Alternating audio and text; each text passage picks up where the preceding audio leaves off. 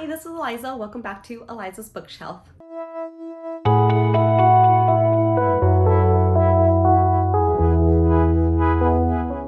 So today I want to go over my June wrap-up, and I read 10 books once again. I feel like my magic number is 10 books. Anything over that is just too much unless they're short and sweet. Anything under that, I have extra time to read another book, so I usually do pick up one.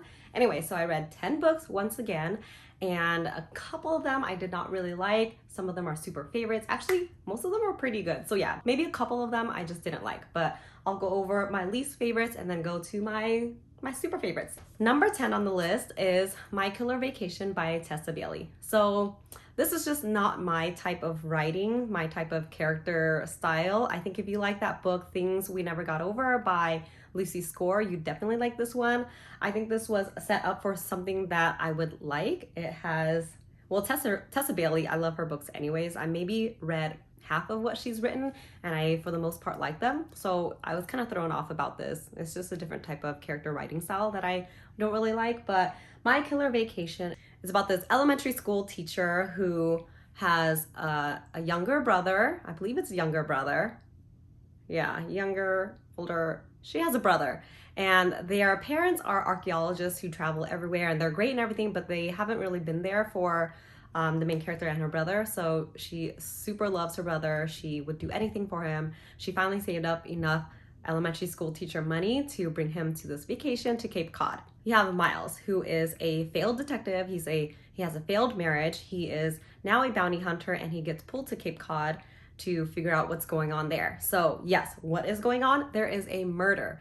In the Airbnb, I guess, like the home rental that she goes to, the first day that they're there, they find this dead person in the laundry room. So yeah, there's a dead person in the room. Super freaky, but for some reason, she wants to stick around to figure out who killed the body, or who killed this guy.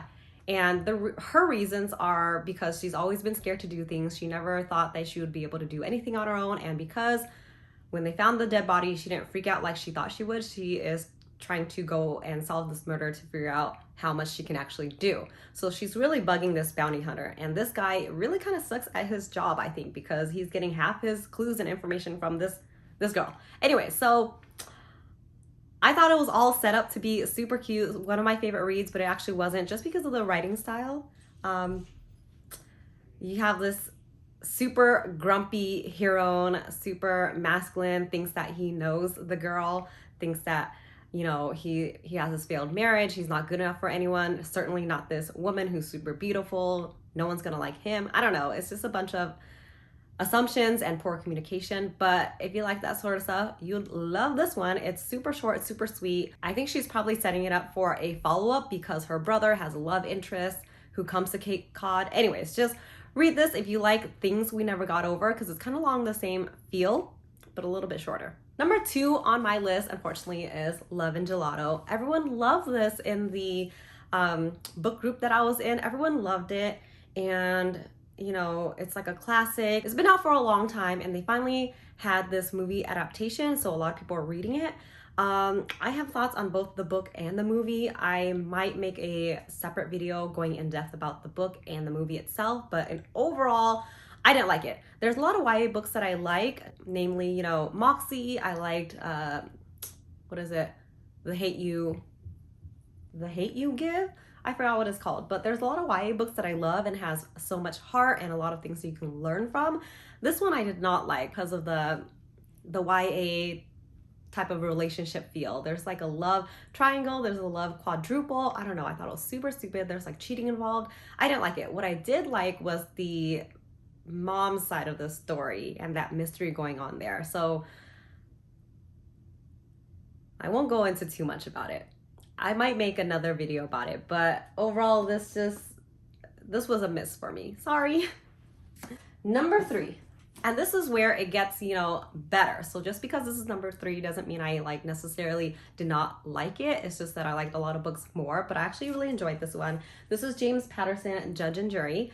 This is a book that was lent to me by one of the nurses from my job, and she's super sweet. She bought it and she lent it to me. She wants it back though because she wants to reread it. Apparently this is her favorite book of all time, I guess. So Judge and Jury, it was pretty interesting. It follows this FBI agent. He's been trying to catch this mob boss for the longest time, and they finally do. And so it starts off there. And then the rest of it is kind of like a trial jury sort of thing. Things go awry. A lot of things go awry. It's super action-packed. There's a little love storyline in there that I think was not really fully developed. So it's not like a romance judge action thing or anything. It's really about this mob boss action trying to get him. Yeah, the ending was very satisfying, so I like that. Yeah, this is my first James Patterson book, like actual James Patterson book. I have a lot of James Patterson's Presents books that I love, but this was my first one from him, and I actually really enjoyed it. So yeah. This is number 4 on my list, and I really liked it when I was reading it, but afterwards, maybe a couple weeks after, I was like, I don't really remember what happened. So it's a lot of like convoluted political storyline that I don't remember. Hopefully I remember enough to read the second book, but this really was something to hold me over while I wait for the full From Blood and Ash series to come out. I did like it though. It's a little bit different though. In essence, it is about vampires-ish, sort of. They don't say it, but there's fangs involved, there's blood sucking involved. So we follow this main character. Her name is Romeria. She also goes by Romy, I believe. So she is a thief. She's in like modern world, whatever, New York. And she is approached by this woman who was like, I need something from you. She doesn't really have a chance, so she has to go and help this woman because she's deadly. She's like killing people left and right. Anyways, and so Romy gets transferred to this world. She doesn't really know what's going on, but she gets transferred into a different world with a lot of new characters, people she's never met before, but apparently people believe she is the Princess Romeria, who, you know, a few minutes earlier killed the king and queen, okay? And she is actually betrothed to this prince. And so it starts off like that, and it's just super crazy. There's like a magic system involved having to do with your affinities, I believe, to like fire, to water, wind, earth, whatever, right? So there's that, and there's people called elementals who have components of a lot more, like 3 or 4 components of those magic systems. There's a lot of things going on. I'm not sure if it really flowed well in the end because I am left with a lot of questions, but maybe that's just me. I don't know. Maybe it is just me, but I am excited to read the second one. I think it's called A Curse of Blood and Stone. It's coming out this month. Unfortunately, because of my book buying ban, I don't know what I'm gonna do about that. So we'll see. I definitely do want to read it soon before I forget even more things, like the main character's name. Anyways, so that is number 4. Number 5 is Only When It's Us by Chloe Leese. So I like this one. I like this one, yes. But the thing that I thought was weird is, okay, so you have Willa, you have Ryder, and she is a soccer star. She's like super good. She's trying to do well in her classes, but she's always late to her college courses because she's missing them due to games and stuff like that. And then you have Ryder, who used to play soccer, but because of this bacterial meningitis infection 2 years prior, he is now deaf. And so he dropped soccer. He's just focusing on his studies. So yeah, they meet in the classroom that Willa is late to. And because she is late, she has to get notes from this guy. But because he is deaf, he doesn't really know that she's trying to contact him or talk to him. And so in the beginning, they have this super big miscommunication, and then she thinks he's a jerk who's just ignoring her. He doesn't really know that she's trying to talk to him. So yeah, they hate each other off the bat, but they are stuck working together in the classroom project. So you have some people meddling in with their relationship and trying to get them together. I think that was super sweet. I loved reading about their perspective families and how they meshed together. I love reading about his struggles with being deaf and trying to figure out, you know, does he want to pursue different treatments or does he want to give up? So I like that. I believe Chloe Leese got some sort of backlash a long time ago when the first edition came out from the deaf community, and so she went back and rewrote some things. So just keep in mind, if you want to read this, make sure you read the updated version. But yeah, so that was pretty good.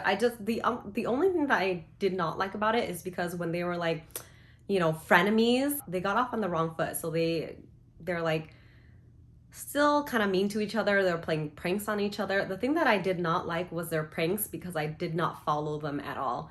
For example, they were at his house to work on the project, and she sees him wearing his hearing aids, and he usually doesn't. But when they were there, she saw him wearing his hearing aids, and she immediately jumped to the conclusion that he put them on in order to listen to her babble on about something and get intel in order to like blackmail her or something. That was what she immediately went to. So to get payback, the next day she wore a really tight tube top or something like that. I did not follow that line of thought. I thought their pranks were super weird, but finally when they got over that was when I was like, all right, I kind of like this book. So yeah, give this a try. I have been hearing that the series, you know, gets better as you go on, so I'm excited to read the other ones. I think there's like I don't know, there's a lot of different tropes here and there, and I am excited to see what else happens in this Bergman Brothers series. So yeah, this is number, what is it? This is number 5? Yeah, 9, 8, 7, 6. Okay, sorry, that was number 6. So number 5 is The 1 Month Boyfriend by Roxy Noor. So this kind of got a leg up on the past book because I really like their banter even more so. There's a lot of representation of anxiety and PTSD in this one. So she has anxiety, he has PTSD from, I think he was in the military or something. So these two, this is Kat, this is Silas. This is a spin-off of the Loveless Brothers series. Silas is one of the friends of the brothers from the other series. So this is about them. It is a fake dating romance, and initially they don't really like each other.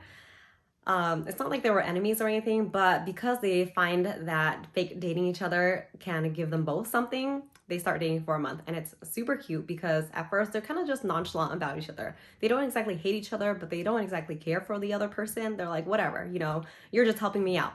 But they see each other's struggles with anxiety, panic attacks, PTSD. They know how to help each other out because they have experience with that. And I thought it was so cute. Yeah, the only thing I didn't like in this book was like the smut sexy scenes because I feel like it didn't really flow with their personality. But I really liked it. I'm excited to see what else is gonna come in this series. This is the Wildwood Society novel series. Yeah, so yeah, I love Roxy Noor, so I love her book so much. Okay, so number 4.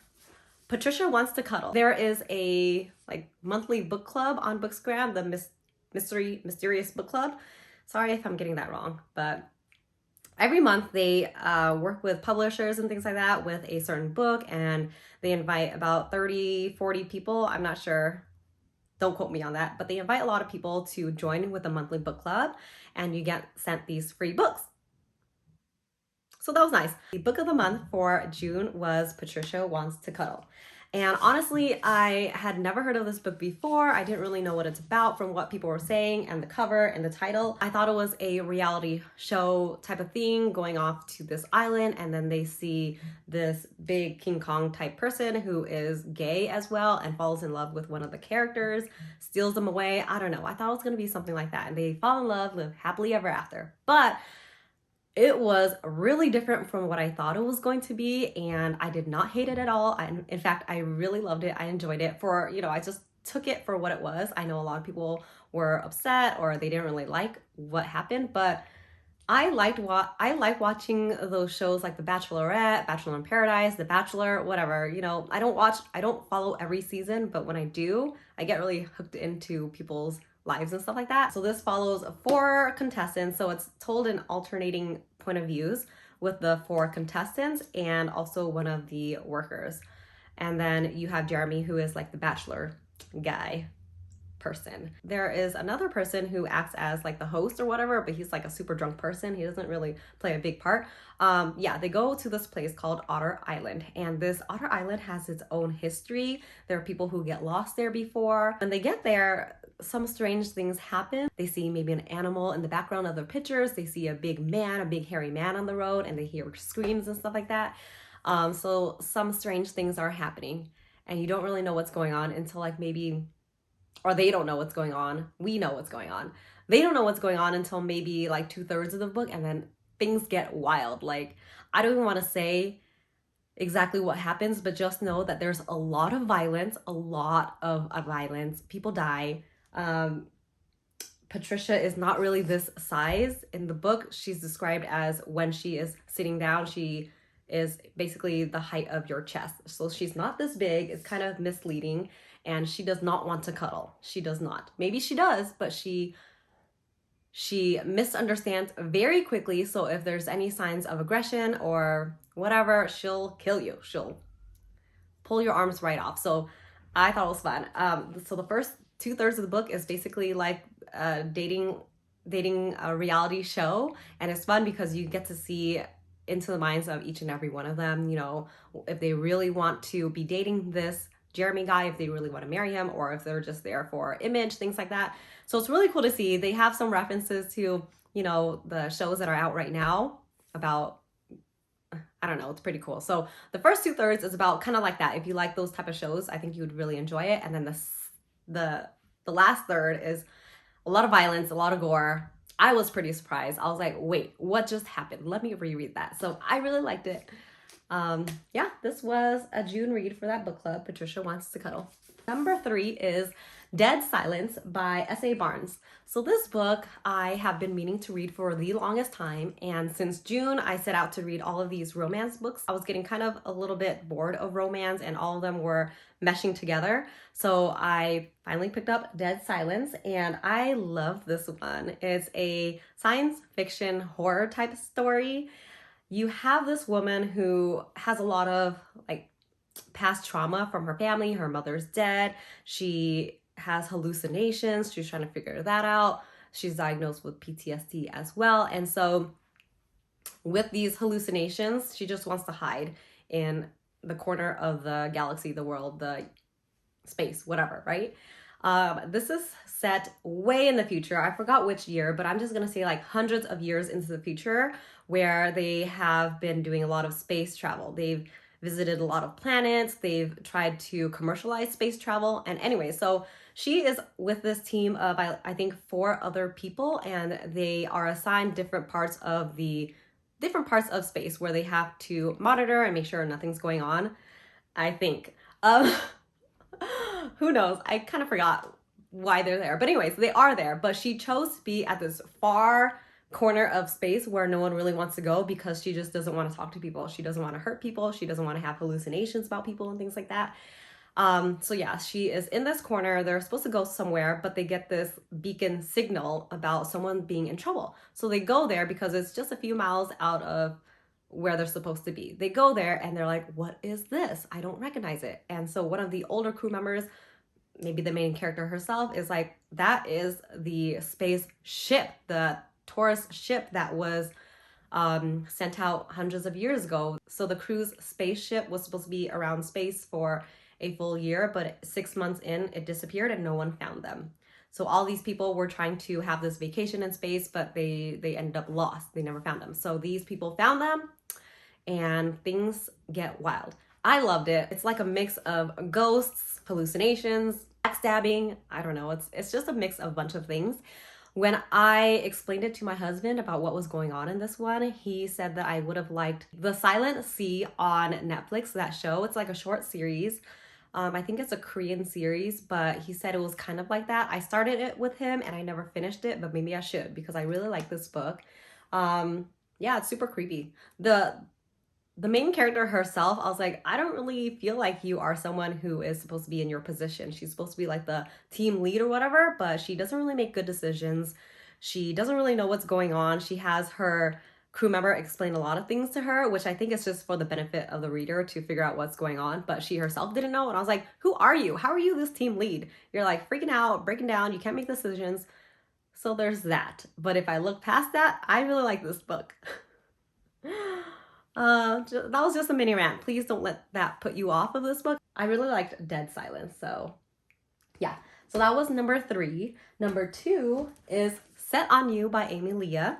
This one was recommended by my bestie Kaylee from Kaylee's Kawaii Corner. This one I really liked.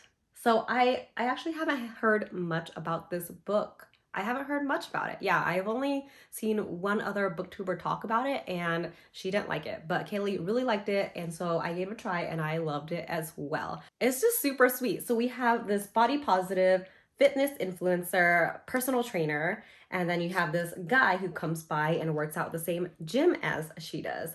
And so initially they start off hating each other. One, because he's a jerk and stole her squat rack. I thought that was rude, but when you read more into it, you kind of figure out what happened. So I forgive him. Anyway, so they start off there, and yeah, they kind of form like a relationship that I thought was very well done.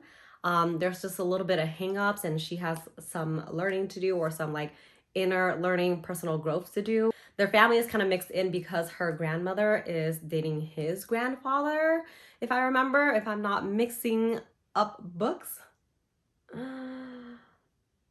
Yes, I am correct. So he is a firefighter too, by the way. I totally forgot that. But yeah, I really like this one. I think it's super sweet. The relationship was sweet. The problem areas was okay. And the way they solved it was super cute. I really liked it. The second book is about her sister, I believe. Her sister, who is a nurse, and she also has a side like book channel. I think she is a book person, so I'm excited to read about her. I think she's going to be matched up with his roommate Trevor, which supposedly is some sort of playboy, but not a playboy for her. Anyways, I love this one. I can't wait until her second book comes out, but again, I think it comes out in 2023, so I'm gonna have to be waiting a long time for that. Okay, this video is already super long, but that was number 2. That one was super good. I loved it. But number 1 is When in Rome by Sarah Adams. So Sarah Adams, I read her book, The Cheat Sheet, last year, and I loved it. It was not anything too serious or too like heart-wrenching or anything. It was just a light, fluffy read. And When in Rome by Sarah Adams is actually not out yet. It's out in September, I believe, of this year. So I got an advanced reader's copy from NetGalley, and I was super excited. So When in Rome, we have this pop star who is super burnt out. She wants to get away from things, but everyone, like her manager, is like pressuring her. They're not very supportive of her mental state. Anyways, so she remembers a long time ago with her mother, when she was upset or something like that, they would watch Audrey Hepburn movies. And so she kind of did a eeny, meeny, miny, mo and picked an Audrey Hepburn movie. And I guess it was called the Romanian Holiday, the Roman Holiday. I don't know. I'm not too big on Audrey Hepburn movies, so I don't know. I'm sorry. Anyways, so she picked a random movie of Audrey Hepburn's, and she decides to do what she does. So in this movie, she just goes away to Rome for a while. And for our main character, since Rome is a little bit too far away, she decides to go to the nearest Rome, which she Googles it. It is a city or a small town 2 hours away called Rome in Kentucky. So she's driving her Toyota Corolla, which I loved because my car when I was in high school is my favorite 1990 Toyota Corolla. It was like super old, kind of beat up, had problems, but it got me going to where I wanted. Anyway, so I love that about her already. So she brings her Toyota Corolla, she drives to Rome, she breaks down her car in the front of this guy Noah's house. Noah is like, this is a super small town, by the way, so everyone knows each other, but Noah is the resident baker. He took over this baking shop. He likes his job, he likes his small town, but he doesn't really like baked goods. I don't know. This is the type of grumpy sunshine trope that I like. The ones that I've read recently, I didn't really like because it's like super grumpy, super rude, poor communication type of grumpy hero. This one is grumpy sunshine done great. So he's just grumpy because he got out of a bad relationship prior, and he just doesn't want to date. He thinks it's not for him right now. So he's just right off the bat, he's like, I don't want to be in any sort of relationship. I can't be dating, so I like that. The reason why he's grumpy is because he doesn't want to give any mixed signals. But sunshine trope, because he's actually super sweet. He shows her around. He lets her live there for a while. Anyways, I really liked it. She's a pop star trying to decompress. He is a small town baker, doesn't want to get swept into a relationship again that he thinks is not going to work out anyways. But I loved it. This is my favorite from her, although this is only my second that I read from Sarah Adams, but I like it even more so than The Cheat Sheet. It's called When in Rome. It's going to be out later on this year. I'll find the date and I'll put it down here somewhere. But yeah. Okay, so that is my wrap up for June. I hope I read more favorites next month, but yeah, just a couple of duds, but that's okay. You win some, you lose some. But thank you so much again for sticking around. Thank you for watching and supporting me. I'll see you guys next time. Bye.